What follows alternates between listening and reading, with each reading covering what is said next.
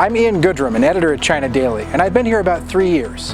In that time, I've seen how China's rapid growth propels incomes, living standards, and the global economy. But during the novel coronavirus outbreak, many stories were written about companies going bankrupt and graduates being unable to find jobs.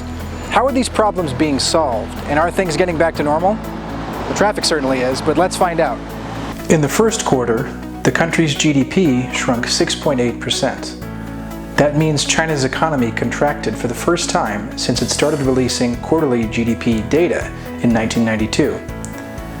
This year marks the conclusion of China's efforts to build a moderately prosperous society in all respects by doubling 2010 per capita incomes.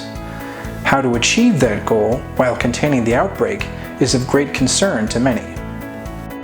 Central and local governments have unveiled a number of policies to help enterprises restart production and residents get back to work, including tax cuts and subsidies for small businesses and periodic cuts or waivers for social insurance contributions.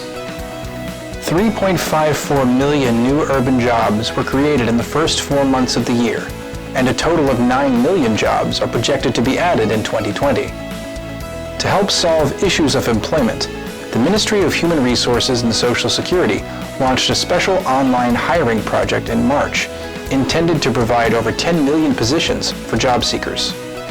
In the past 2 months, the Chinese economy has been recovering from COVID-19, as has the population.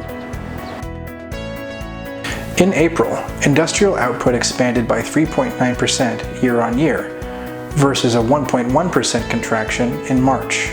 By May 18th, 99% of industrial enterprises above a designated size have resumed production. In this year's government work report, it was revealed that the country had decided not to publish a specific economic growth target for 2020 because it faces some factors that are difficult to predict, such as the COVID-19 pandemic and the resultant economic and trade environment. Despite the headwinds facing the Chinese economy, President Xi Jinping said the country's huge economic potential remains unchanged during a panel discussion of political advisors at the 2 sessions. Xi expressed confidence in the country's economy, as China has more than 170 million workers with a college education or professional skills, as well as a huge domestic market of 1.4 billion people. With the whole country united behind common goals, China will find a way to strike that all-important balance between epidemic control and development. That's all for today. See you next time.